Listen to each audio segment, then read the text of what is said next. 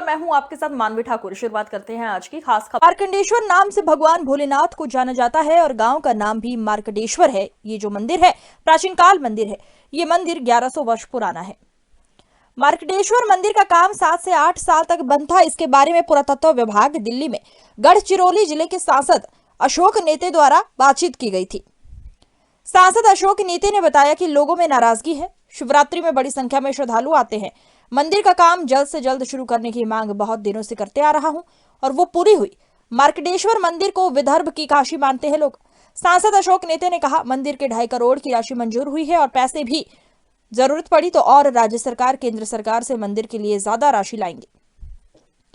मुरलीधर महाराज ने मंदिर का काम जल्द से जल्द शुरू हो जाए, इसके लिए उन्होंने मोर्चा लेकर कलेक्टर ऑफिस में गए थे। मंदिर का काम शुरू करवाने के लिए मुरलीधर महाराज उपोषण पर बैठे हैं और भारी संख्या में श्रद्धालु दिखाई दिए।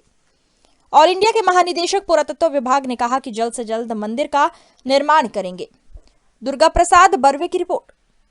यहाँ से आए बहुत से लोगों की माँ बाप भाई यहाँ पे नदी में प्रवाहित होता है। खासदार साहब जी, आप भी ध्यान रखिए, हमारा शासन चल रहा है। आज कितनी तो भी माताएं नदी में बह जा रही, कभी कभी बच्चे बह जा रहे। आज मारकंडा में बहुत से भाविक आते और कितने तो भी भाविक मरती जा रहे। क्यों? क्योंकि यहाँ प्रशासन और सरकार की बहुत कमता दिख रही है। क्योंकि गांव के लोग वहां पे बांध नहीं सकते ना। हरिद्वार में जाइए, कभी ऐसी घटना घटती है। मैं आज कुछ नहीं खाया साहब, मेरा आज भी टेस्ट कर दीजिए। मेरे शरीर में अगर एक कण, मेरे शरीर में ऐसा कुछ निकला तो मेरे को आज जेल अंदर डाल दीजिए कि मैं झूठा हूं। अभी लगाइए बिल्डिंग, पर मैं आज तक के कहता हूं कि साहब आज मैं अकेले के लिए नहीं, ये ग्राम, यहाँ पे बहुत से लोग, पुलिस प्रशासन होगा यहाँ का तो वो भी सोचे। कितने बार मैं कई बार देवतक में था, संक्रांत के दिन 3 महिला बह के चली गई। माँ किसी की गई है, किसी की बीवी गई है, किसी का कोई है। ऐसे कैसे हो सकता है? मार्कंडेश्वर के सब प्रशासन क्या कमजोर है, क्या सोए हुए हैं जो इतनी लोग तादाद में मौत के घाट में उतर रहे? जाओ हरिद्वार जाओ, आप उधर प्रयागराज जाओ। मैं अभी गया अयोध्या तो तीनों धाम घूम के आया साहब, तो कई कई किसी को मौत के घाट में, और सरयू नदी तो इतनी सुंदर बनी, तो आपको घाट को कुछ बनाने के लिए किसी के अधिकारी की जरूरत नहीं। मैं तो भारतीय पुरातत्व विभाग को विरोध नहीं करता। आपको मेरा नमन है, आपको मेरी प्रार्थना है कि हमें जल्दी से इसकी पूरी, क्या कहते हैं वो, हमें परमिशन दे और हमारा एक घाट, एक सुंदर घाट बने और जहाँ गंगा आरती हो, जहाँ पवित्रता बने, जहाँ भक्तों का, एक भक्त का रक्षण बने और आइंदा कभी किसी की माँ और आइंदा किसी का बाप, आइंदा किसी का बेटा इस गंगा में प्रवाहित होकर न जाए। साहब इतनी आप ध्यान रखिए, लोगों के जानों के साथ मत खेलिए, लोगों के जानों के साथ खेलिए मत। मैं सच कहता हूँ साहब, तो याद रखना, आमरण उपोषण डायरेक्ट होगा। आज ही इस प्रशासन को चेतावनी देता हूँ और आज इन जनता के सामने बोलता हूँ, माननीय खासदार साहब के सामने बोलता हूँ, आप मल्लिकार्जुन साहब इनसे बात करता हूँ, भारत पुरातत्व विभाग से, हमारे साधु संत महंतों के सामने बात रखता हूँ और कसम खाता हूँ, जिस दिन अगर मंदिर का काम अगर रुका दिया जाएगा उस दिन ही मेरा आमरण यही शुरू हो जाएगा। यही मेरे प्राण गए तो चलेगा, पर मंदिर होना चाहिए। माझा एक बोललेला शब्द आंदोलनाचा, प्राण गेले तरी चालेल पण मंदिर बनवले चालू केल्याशिवाय जाणार। अरे एवढं तुम्ही बघता का? थोडस जोराने बोला ना, मी तो काहीच खालो नाही, पेलो नाही। प्राण गेले तरी चालेल पण मंदिर बनवून, मंदिर सुरू केल्याशिवाय जाणार? आता नाही तर जाओ। तुम्हारा मान मारकंडा है, तुम्हारा स्वाभिमान मारकंडा है, तुम्हारा आन मारकंडा है और तुम्हारा सम्मान मारकंडा है। क्योंकि मारकंडा कोई जगह का नाम नहीं है, मारकंड ऋषि की तपस्थली है, महामृत्युंजय का जन्म स्थान है। और तो और मारकंड महापुराण का उत्तम स्थान है, जहां पेन गंगा है। उनकी मान के लिए आपको जगना ही होगा। रह गया बात, सारी चीज बता दिया, कुछ मैं अपने खासदार से भी आज हिसाब किताब ले, अधिकारी तक के पास पहुंचाइएगा। हर साल यहाँ 10 से 5 औरतें हर साल मरती हैं। क्योंकि यहाँ पर घाट नहीं है। मेरी मां मरती है, मेरे बच्चे अनाथ होते हैं। जिलाधिकारी महोदय, आपने हमारे काशी को तो उद्धार कर दिया हमारे मोदी जी, लेकिन आपके रहते मेरी मां मर जाए, इससे ज्यादा मेरे लिए और कोई चिंता का विषय नहीं है। सांसद महोदय, इस मारकंडा के जो पुरातत्व विभाग वाले हैं, ये अपनी बाप की जागीर समझते हैं। ये मेरी संपत्ति है। जूना अखाड़े के अधीन मारकंडा देवस्थान आता है। सन 52 में भारतीय पुरातत्व विभाग को इसको हमसे लिया गया था और यह आश्वासन के साथ लिया गया था कि हम इसकी धार्मिक स्वतंत्रता, धार्मिक क्रिया को अक्षुण्ण रखूंगा। लेकिन ये भारतीय पुरातत्व विभाग वाले यहाँ मटन बनाकर खाया और यहाँ एक गांव का जो सिक्योरिटी है यहाँ मांस बनवाकर खिलाता है। यहाँ के लोगों को पूजा करने से रोकता है और तो और अखंड ज्योत तक बुझा दी गई। मैं आपसे निवेदन करूंगा और जिलाधिकारी के महोदय से माध्यम से, ऐसा न हो कि हमको पुनः चुना अखाड़ा को लेकर यहाँ आकर फिर झंडा गाड़नी पड़े। हमारे जनप्रतिनिधि और संत यहाँ और प्रशासन, खाली प्रशासन यहाँ के लोगों को दबाने के लिए न रहे, धार्मिक स्वतंत्रता पे बैंड करने के लिए न रहे। और गांव वाले लोग, अगर कुछ होता है ग्राम पंचायत से ठहराव पास करो, अखिल भारतीय अखाड़ा परिषद के भेजो, तो उसके बाद हम इनसे देख लेंगे। जैसे मेरे नित्य जी ने, इनको तो 8 साल की एक ही थप्पड़ में सारा काम चालू हो रहा है। मैं आपको आशीर्वाद दे रहा हूं। प्रशासन के अधिकारी से गलती हो सकती है, लेकिन आप पर देश का मान है, आप पर देश का स्वाभिमान है, आपके देश का संविधान आप पर है। आप चुप कैसे रहते हो? इनकी हर चीज निकालो। देखो, नवभारत टाइम्स का भी एक पत्रकार मेरा चेला बैठा है, जिसने जो मांगा इसके गुरु रामभद्राचार्य ने वो दिया। जो कोई सोच नहीं सकता है वो मिला। तुम भी भगवान राम के हो, तुम्हारे भी मां ने दूध भारत मां का पिलाया है। अरे अपनी कर्मी का प्रयोग ऐसा करो कि मारकंडा भी उत्तर वाहिनी काशी बन जाए। जो पैसा केंद्र दी उसका भ्रष्टाचार इनको मत करने दो। तुम पर मैं एक साधु होकर, फकीर होकर तुमसे भीख मांगता हूं। इस गांव की आन के लिए, इस गढ़चिरौली के शान के लिए, इस महाराष्ट्र की मान के लिए मैं तुमसे भीख मांगता हूं। इन्हीं बात के साथ मेरे शेर, तो मैं तो तुम्हारा ऋणी हो गया हूं। पिता का नाम धन्य, तुम धन्य, गांव बेटा खुश रहो। इन्हीं बात के साथ आइए हम 2-3 बार भगवान का नाम ले और अपनी वाणी संपूर्ण करूंगा। किसी को मिर्ची लगे तो मुझे ठंडा, कोई उनसे डर नहीं और कोई मुझे अफसोस नहीं। और मेरे दुश्मनों को मिर्ची लगे तो बहुत अच्छा लगनी चाहिए। इन्हीं बात के साथ आइए 2 बार भगवान का नाम लीजिए। श्री राम जय राम जय जय राम, श्री राम जय राम जय जय राम, श्री राम जय राम जय जय राम।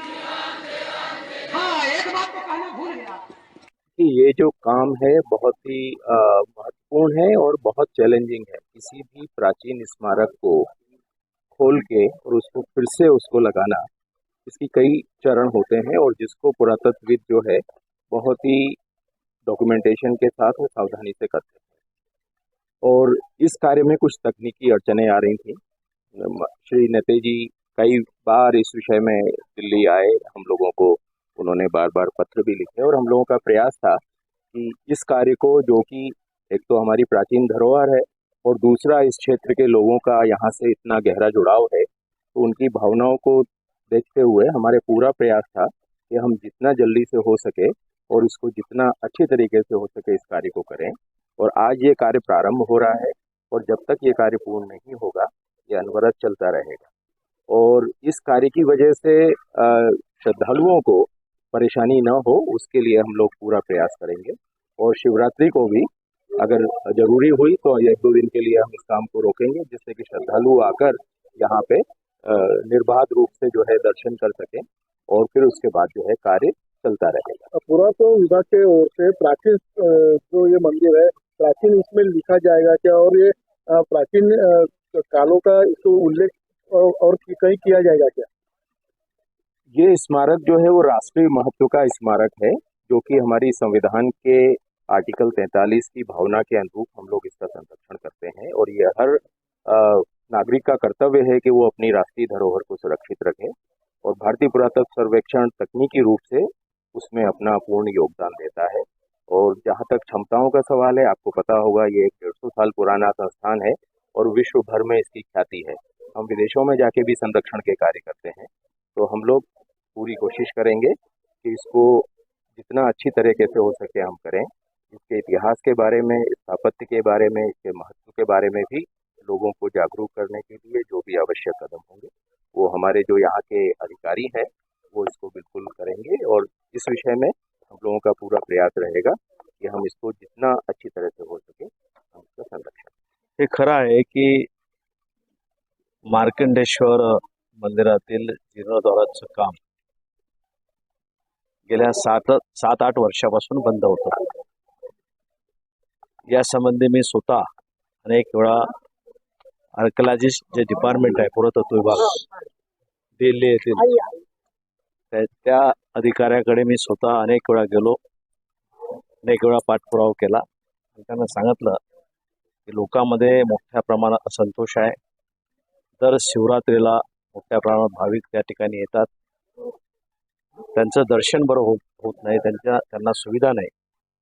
त्यामुळे जीर्णोद्धाराचं काम ताबडतोब सुरुवात करावं ही मागणी मी स्वतः अनेक दिवसापासून करत होतो।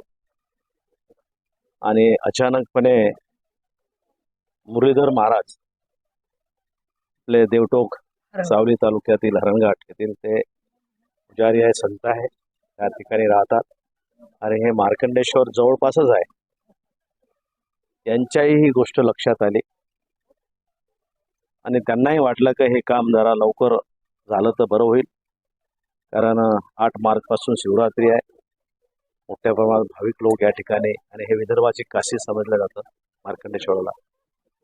हे लवकरात लवकर काम सुरू व्हावं यासाठी स्वतः मुरलीधर महाराज हे कलेक्टर ऑफिसवर एक मोर्चा घेऊन गेले आणि एक मोर्चाच्या माध्यमातून कलेक्टरकडे एक शिष्टमंडळ नेलं आणि त्या शिष्टमंडळात चर्चा झाली, सर्वांगीण चर्चा झाली आणि त्या चर्चेमध्ये मी स्वतः गेलो होतो आणि मी स्वतः जे पाठपुरावा केला होता तो मी सर्व सांगितला, कथन केलं आणि कथनच केलं नाही तर ताबडतोब मी त्या ठिकाणाहून स्पीकरवर ऑल इंडियाचे जे महानिर्देशक आहे पुरातत्व विभागाचे त्यांना मी फोन लावला आणि स्पीकरवर सर्वांना ऐकून दिलं आणि त्यांना सांगितलं नाही की आपल्याकडे अनेक वेळा पाठपुरावा केला पण सुरू केलं नाही। मध्ये आता मी 8 दिवसापूर्वी येऊन गेलो, त्यांनी कबूल केलं का आपण येऊन गेले, पण मी हे काम 3-4 दिवसात करतो। तर किती निधी आलेली आहे? आणि नाही, पूर्ण होऊ द्या, हे झालं नाही, लवकरात लवकर करतो अशा प्रकारे पुरातत्व विभागाने उत्तर दिलं कलेक्टर ऑफिसमध्ये जे मीटिंग लावलेली त्या ठिकाणी। आणि त्यामुळे मग कलेक्टर साहेबांनी त्यांना विनंती केली की महाराज आपण उपोषणाला बसू नका, काम लवकरात लवकर सुरू करतो। पण महाराज म्हणाले जोपर्यंत मला लिखित मिळणार नाही किंवा जोपर्यंत काम प्रत्यक्षात सुरू होणार नाही तोपर्यंत मी माझं उपोषण मागे घेणार आणि त्यानंतर मी अन्यथा करेल। पहिले 3 महिन्याची वेळ दिली होती कलेक्टर साहेबांनी, नंतर मग 1 महिन्याची वेळ दिली, पण महाराज म्हणाले नाही, त्यामुळे मग 14 दिवसाची वेळ देण्यात आली आणि 1 तारीख ठरली, आजचा दिवस ठरला। आणि खरं म्हणजे हा दिवस येण्यापूर्वीच 5-7 दिवसापूर्वीच मला आर्किओलॉजिस्ट डिपार्टमेंट करून पुरातत्व विभागाकडून मला मंजुरीचं पत्र आलं। त्यांनी सांगितलं की खासदार साहेब आपण 1 तारखेला प्रत्यक्षात जे जीर्णोद्धाराचं काम आहे ते सुरू करू। आणि खरं म्हणजे आज काम या ठिकाणी सुरू केलेलं आहे। सर्व संत महात्मे सर्व उपस्थित होते, आमचे सर्व पदाधिकारी उपस्थित होते, स्वतः मुरलीधर महाराज या ठिकाणी उपस्थित आहेत आणि याचं काम आता रितसर जे संबंधित जे अधिकारी आहेत, अतिरिक्त निर्देशक महानिर्देशक आलोक त्रिपाठी त्यांच्यासोबत सुप्रिटेंडंट मलिक साहेब हे स्वतः या ठिकाणी काम पाहत आहे आणि त्यांनी आश्वासन पण दिलेलं आहे की आम्ही लवकरात लवकर या ठिकाणी काम सुरू करू.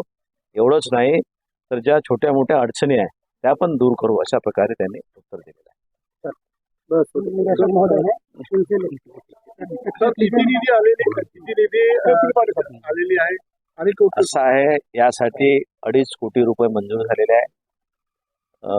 मटेरियलचं काम आधीच झालं होतं, टेंडर निघालं होतं. लेबरचं काम राहिलं होतं, पण लेबरचं काम सुरू झाल्यामुळे, टेंडर झाल्यामुळे आता आज हे काम सुरू झालेलं आहे आणि याच्यासाठी केवळ 2.5 कोटीच नाही तर राज्य शासनाकडून स्वतः मी मोठ्या प्रमाणात निधी खिचून आणणार आहे, परत केंद्राकडून निधी खिचून आणणार आहे आणि या ठिकाणचा जो विकास हवा आहे तो मी करणार. किती दिवसात म्हणजे जिल्हाधर पूर्ण म्हणजे बांधकाम पूर्ण होणार आहे, मंदिराचं काम पूर्ण होणार आहे? आता ते पुरातत्व विभागाचे सर्व अधिकारी लागलेले आहेत. त्यांचं म्हणणं आहे की लवकरात लवकर या ठिकाणचं काम आम्ही पूर्ण करू. येणारी महाशिवरात्री आहे आणि त्यावेळेस काम सुरू राहणार, लोकांचे श्रद्धाळूंचे दर्शन काय सुरू राहील? या फक्त ज्या अडचणी आहेत, जे बंद द्वार होतं ते ठेवू नये अशी मागणी आहे. फक्त 1 तास राहील, बाकी तास उघड राहील. आपण प्रशासन आहे, जिल्हाधिकारी यांना सांगू आणि बाकी त्यांचं म्हणणं आहे पुरातत्व विभागाचे अधिकारी की ज्या ज्या अडचणी छोट्या मोठ्या ते